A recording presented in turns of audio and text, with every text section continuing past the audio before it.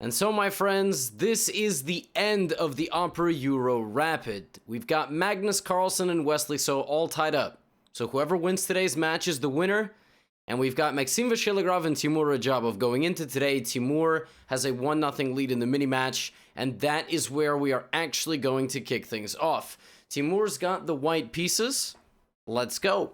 Knight f3, and MVL plays f5, which is crazy. This game becomes a Dutch defense, which is not something that we see very often from MVL. We see the Grunfeld. Now, in the Dutch defense, we have a position basically characterized by d4 and c4, and black playing this structure with f5, g6, and d6.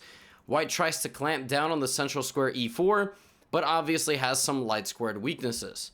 So we get d5, e5, and now en passant, bishop e6, and knight takes, and the knight comes out to g5. What ends up happening after knight to g5 is after bishop f5, played by black, a big explosion happens. A giant trade in the center, which leads to a position where the players have two bishops versus bishop and knight. So Teimour Rajabov in this position, completely equal in terms of the material, but has a little bit of pressure on MVL's pawn here. Now, after bishop f4, queen b6, MVL tries to trade the queen, and that is exactly what happens. Some queens come off, and we get rook takes d6. Rook takes d6 looks nice. You're going to try to get in here and take these pawns. Obviously not at the cost of a rook, because losing rooks is bad. So rook e7, rook d2. And now what Teimour does is he takes this extra pawn, and I'm going to tell you right now, this is move, what move of the game is this? This is the 25th move. This game was 103 moves. So rather than show you the next 70 moves, move by move, and have you fall asleep, and that is one thing that I don't like, is that if my viewers fall asleep, if you want to fall asleep, you get a, meditation app of some sort. Instead, I voice you over what happens. A long while later, 20 moves later, we are in a position where Teimour has given back the A-pawn, but has doubled his rooks on the 6th rank, and is trying to infiltrate to MVL's weakness over on h6. If he gets to this weakness, he will then go for the g5 pawn and try to promote. So sacrificing material for the activity, and he wins the h6 pawn. It takes him a little bit of time, but he does win it. Now bishop d5 is a threat. MVL plays king g7, attacking the rook, and wins the pawn on e2. And now we get an endgame where it's king, 2 rooks, and 2 pawns versus king, 2 rooks, and 1 pawn, which is nice if you're the guy that has the 2 pawns. Because the guy that has the 2 pawns is obviously going to march his king up that side of the board, coordinate his rooks, and start pushing. Come on, Teimour. There we go, h4. The first push, there we go, g5. Go, Teimour, go, g6. Teimour, what about your pawn? Teimour? Wait a minute. Teimour, what about your... Teimour, your pawn. You have to push your pawn. That's the only way you're going to win, Teimour. You have to push your pawn. Teimour, oh, thank you. Oh, he finally pushed it. I was getting worried there for a while. And what wins this for Teimour is the fact that his pawn is so close.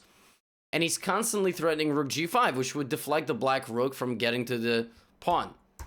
And that's exactly what ends up happening. Now, MVL says, all right, I'm going to have to sacrifice my rook for this pawn. Now, ladies and gentlemen, I have a question for you. Should you take this with the king or the rook? I'll wait. Correct. With the rook. Why? The king needs to stay closer to the pawn. This one move draws the game. You take with the rook, then your king runs back. The other king is going to try to shield or shoulder your king from entering. So what do? You give a check. That'll force the king forward, because again, if it goes in front of the pawn, that's bad. And now you bring your king, and you're good. And it'll get all the way down here. And here black resigned, because after check king d2, it's just over. So Teimour wins the first game and takes a 1-0 lead. Now MVL needs to score 2.5 points in the next 3 games to force a blitz and then an Armageddon. So MVL begins with e4. We get the usual Sicilian Kalashnikov variation. which is what Teimour has been playing throughout. A position that we haven't yet seen. Teimour playing this f5, early f5, and opening up the position a little bit. Knight e3, bishop e6, g3, bishop g2. 1, 2, 3, 4, 5. Queen d7 and knight d5. So he's using that d5 square for his pieces, and bishop b2. Now at this point we get takes, and MVL goes for this move f4. This is a very, very crazy move. If you take, you lose your rook with your bishop, not your knight, because that's illegal. Look, it won't even let me do it. So bishop d4, and Teimour takes on d5 after deflecting white's queen away from the defense of the d5 square.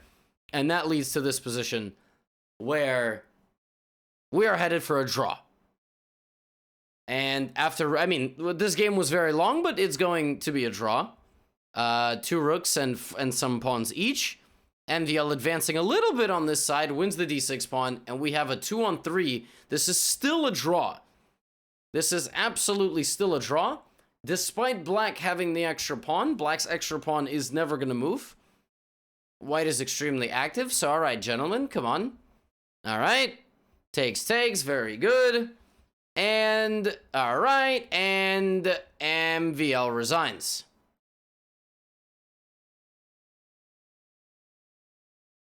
Ha! Wait a minute. Levy, you said the game was a draw. Yeah, and in this position, if MVL had played here or here or here or here, it would have been a draw.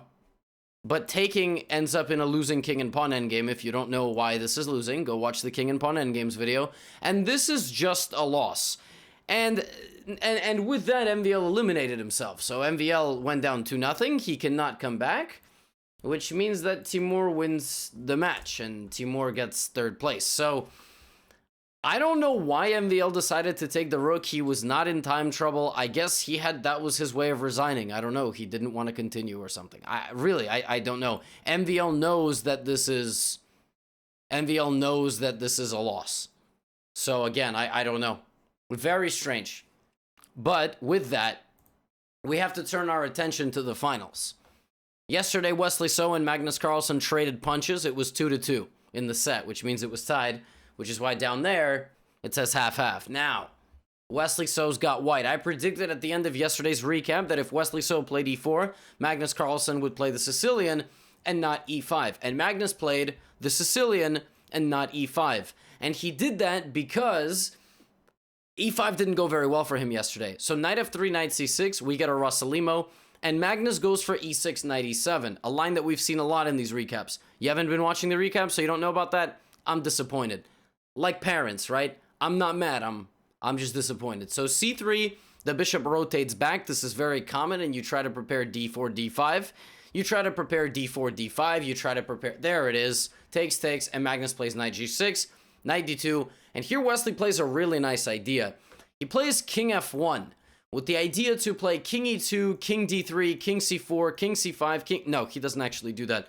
Sorry, I feel like I haven't made enough jokes in this recap. And now that's my joke. So no more jokes, okay? It's serious. He plays g3. He plays g3 with the idea to play h4, h5. On a serious note, because this knight doesn't really have any forward movement and can just be a target. So Magnus plays this h4. And here Magnus Carlsen plays a really cool idea. He plays bishop takes h4, losing a piece for nothing. I'm not joking. He actually did that.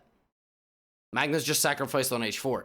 And now Wesley has a piece up. Magnus did this because his idea is that, you know, he's got queen and bishop, and maybe he'll play f5, and Wesley will take and not see checkmate. But Wesley just brought his rook over. Then he brought his knight. Magnus went back. Then Wesley found this move to trade the queens. And knight d3 takes, and the knight took on b4. Wesley So is just up a bishop for 1 pawn. 2 pawns? 2 pawns. But then he plays a5, Magnus plays d5, Wesley attacks the pawn on e6, Magnus goes here and gets his rook trapped. Rook takes, rook takes. Ladies and gentlemen, I don't even know what to say about this first game. I don't know what to say. This is shocking. This whole game was a shock. I don't have an explanation. I really don't know. Even Hikaru was shocked. He was like, I feel like Magnus is burnt out. I mean, something about, like, Magnus never does this. He plays weird and wild and wacky, but never the first game of the day on the second day of the match. Never. But he's Magnus Carlsen. So, expect the unexpected. Stay tuned. The second game was a draw. So now it's 1.5-1/2. And I'm going to take you to game 3. WESLEY So's got the white pieces again. This might very well be the last game of our recap, so prior to our embarking on this game, I would like to say it's been an honor making these games for you. Let's get into it. These recaps. E4, E5. Oh, Magnus goes back to bishop C5 and plays, and WESLEY doesn't play for D4. Yesterday in his second game, he played for D4. That's what he did. Instead, he goes for a more solid setup. And Magnus Carlsen goes bishop e6. We get bishop to b5. This is a very well-known line. All the way up until here. When Magnus Carlsen says, "What's up, homie? I'm going to come in with my knight. Let's go." And then he plays this. Now, when you play queen c8 on the same diagonal as your bishop to the pawn on h3, most likely you are going to sacrifice. And at this point, WESLEY's best move was to take and bring out his knight to cover that g2 square so that if takes, it's not mate. The knight is covering. Instead, WESLEY played bishop b3, and now Magnus Carlsen can take on h3, and it's a crazy position. He chooses not to do that. At this point, Magnus Carlsen can take on g2. It is the only square guarded just by the king. Then he will play check, and after bishop takes h3 check, the game is almost over immediately, because the queen is just coming in. Now, what Magnus had to see after knight g2 was that if I throw in bishop takes e6, attacking your queen, you do not even need to take back, because you can play knight takes e1. And if I take your queen, you jump in here with a check, and black is winning. Magnus Carlsen thought for a while and didn't see that. Instead, he decided to sacrifice the knight a little bit later, leading to a position where it's bishop for 3 pawns. And as the endgame progressed, WESLEY decided to trade off the queens. Magnus traded off knight for bishop, and is going to use the 4-on-1 pawn advantage on this side of the board. Yes, WESLEY's up a piece, but look at these pawns. These are gangster pawns, and they're coming in. H4, rook behind the pawn. We're coming in, let's go. But WESLEY has enough defense. Magnus sacrifices his f-pawn, and what ends up happening, well, first of all, the under promotion to a knight is pretty cool, but it was, even if it was a queen, it would have been taken. So a little bit of theatrics, but the players end up repeating moves. Levy, didn't you give like a whole big exit speech already? Yes, but I did that for dramatic effect. Now, ladies and gentlemen, this is the 4th rapid game. This might be the final game of the day. And before we sign off, I'm going to not do this because there might be more games and, you know, I don't want to spoil the video. So, E4 by Magnus Carlsen. Here is the situation, ladies and gentlemen. He must win. If he wins, he forces blitz. And then potentially an Armageddon. WESLEY's job is to not lose. Here we go. Magnus Carlsen plays the Gioco Piano with D3. And then he plays bishop g5. The idea of this line is that the best thing for black to do is to play h6 and g5. Now, when we are taught as beginners, we're taught not to push pawns on the same side that we're being attacked. So bishop goes to g3. And now this bishop is kind of marooned, and black's game plan is to play knight h7, king g7, and push all those pawns where the king is castled. So bishop b6. Knight a3, knight h7. King is coming, pawn is coming. Knight comes back to c2. The pawns are rolling, h5. You say, why is Magnus doing this? Magnus has to win. He has to win. So h3, h4, bishop h2, g4. Why is WESLEY doing this? Because WESLEY's got a good position. At the end of the day, WESLEY's position is full of life. Yes, he's pushing pawns on the side where his king is castled. But WESLEY is good enough to break the rules.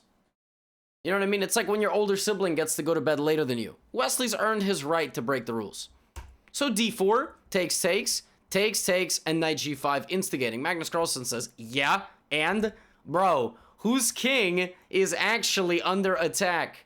Good move. e5. Now you take away queen f6. Wesley So plays d5, attacking the bishop. The bishop slides back to b3. Wesley So plays a4, attacking the bishop. And Magnus Carlsen retreats it. Whoa, what? Why not here? To this very moment, I am shocked Magnus did not go for this. Yes, Wesley would play bishop g6.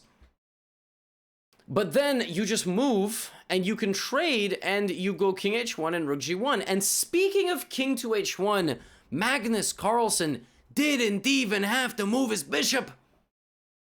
King h1, and he saw this move. He talked about it in the interview. He said it was screaming to him. It was screaming to play king h1. The point is that if you take the bishop, rook g1 check, king to h8, and look at this, e6. If f e5, bishop e5, that's called a clearance sacrifice. You clear out the e5 square. And then if black were to play f6 to stop it, the queen comes in and the game is over. You can hang on for a little while, but then bishop e5. Pawn takes, queen takes, and it's made on g7. And Magnus saw the idea, but didn't see the execution. And instead played the move bishop back to d1, which allowed Wesley to consolidate. But then Magnus played queen e2, sacking the pawn on d4 for activity on the g file. Wesley So plays queen h5, and here, again, during the live broadcast, at this point, I was with Ali Reza and Hikaru, and both of them were screaming, rook g4. They weren't screaming, that would make for a very weird commentary experience, but they were saying rook g4. You gotta attack the bishop, and you have to push f4, f5. And you can't push f4 now because you trade queens. So Magnus has to play rook g4, and then f4 and f5 and try to go for an attack. But Magnus played queen d2, allowing c5, and he still can play f4, but now you're pinned again. So now you have to go rook g5, looking for the same idea to unpin yourself. But Wesley has a move, f6. You got too close to the fire, and now you got burned. Takes. Wait a minute, you could take this pawn with check. It doesn't matter. Cold-blooded Wesley So, up 4 minutes to 1 on the clock at this point. Gives back the pawn with check, puts his king in the corner. And where's Magnus going? Magnus says, all right, man, just take my rook. Wesley says, no. No, I got this. And look at this. Look what Wesley says. Bang, bang, queen sack. Because bang, he makes a new one. It's Valentine's Day. Wesley might as well celebrate with 2, right? 2 queens. So queen b1. Well, if you're watching later than Valentine's Day, it's not Valentine's Day anymore. But it's Valentine's Day right now when I'm recording this. Rook g1, queen h7. Magnus Carlsen desperately scrambling to activate his pieces, but Wesley So is coming in with the rooks. We get rook e6, takes, and queen is coming out to h6. Bishop d1, queen g5, a little bit of repetition here. Magnus doesn't want it. And now Wesley So sacks the pawn to give another attempt at repetition. Magnus doesn't want it because a draw's not good enough.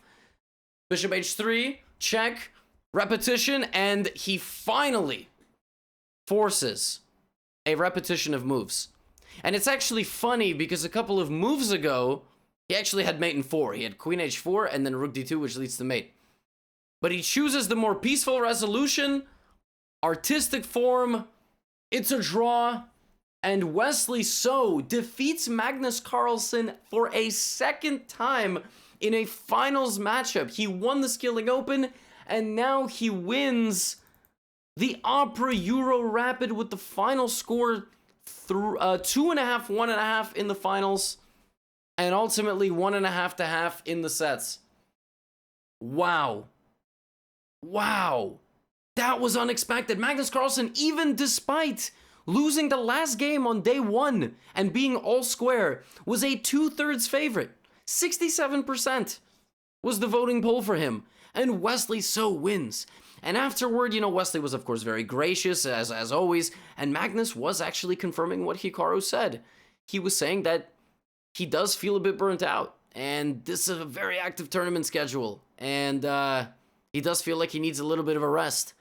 And who can blame us, really? Don't we all need a vacation? To be honest, let's put chess fan basing aside and who we cheer for and who we, you know, kind of jab at when they lose, depending on who's a rival of the person that we support. Let's put all that aside. We all need a little bit of a reprieve in these current times. It's been a year of this madness, and I just hope you're all doing great. It really has been an honor of mine, an absolute pleasure, a delight to make all of these recap videos for you. The support's been unbelievable. Some of these videos are getting almost 500,000 views within a few days. It's amazing, and I am very happy that this is the destination you come to in order to get your recaps of top tournaments. I will continue doing this for as long as we go, and congratulations to WESLEY once again. I will see you in the next video.